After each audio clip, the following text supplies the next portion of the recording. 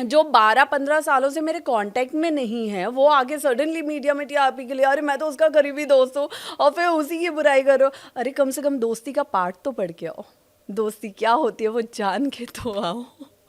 आप महाकुंभ गई थी कल्पवास में रहने के लिए, यानी कल्पवास 1 महीने का होता है करीब, आप रहीं 22 दिन के करीब। मैं देखिए क्या महाकुंभ सोच के में, हाँ गई थी, और जो सोच के गई थी क्या वो मिला? दोनों का जवाब दे दीजिएगा। महाकुंभ में मैं कल्पवास का सोच के नहीं गई थी, और मैं कल्पवास को जानने गई थी। जानने गई जी, थी। क्योंकि जी। मुझे ये नहीं पता था कि कल्पवास क्या होता है, कैसे होता है, कौन उसे कर सकता है, कौन नहीं कर सकता, मुझे नहीं पता था।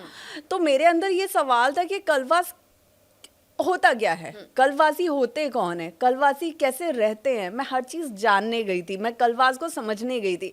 कभी महाकुंभ में जाने से पहले मेरे दिमाग में, कुछ दिन पहले ही मेरे दिमाग में विचार आया मैं भी कलवास करूँ क्या।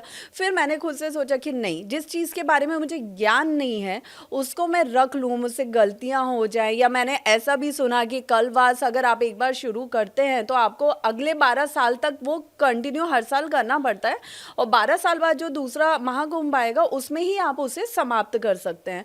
तो जब तक मुझे वो चीज़ें क्लियर नहीं थी तब तक मैंने सोचा कि मैं अभी कलवास नहीं करूँगी, मैं उसके बारे में पहले पूरा ज्ञान लूँगी। तो मैं कलवासियों से महाकुंभ में मिली हूँ, मैं बहुत कुछ उनसे जाना है, सीखा है। मैं राजकोट के उनके कैंप में चली गई और मिली उनसे, मुझे बहुत अच्छा लगा, बहुत प्यारे लोग थे। और जहाँ आज हम जाते हैं महाकुंभ में, तो हम जाते हैं ना, हम पूरी फैसिलिटी के साथ जा रहे हैं, ठीक है। हम लाइक जाने के लिए हमारे पास गाड़ियाँ हैं, रहने के लिए अच्छे कॉटेज, कुटिया, शिविर है, सब चीज़ें।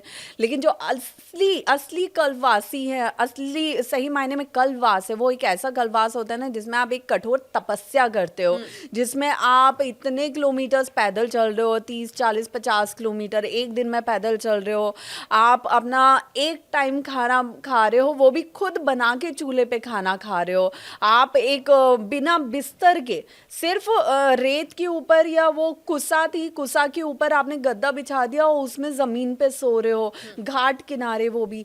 तो मुझे लगता है कलवास एक ऐसी तपस्या है ना जो नॉर्मली मुझे अभी करने में, कलवास करने में मुझे पहले उस लायक बनना पड़ेगा, इतना आसान नहीं है कलवास करना। अच्छा, ये आपने बहुत अच्छी बात कही कि देखिए मैं वहाँ पर कल्पवास करने नहीं गई थी, उसको समझने के लिए गई थी।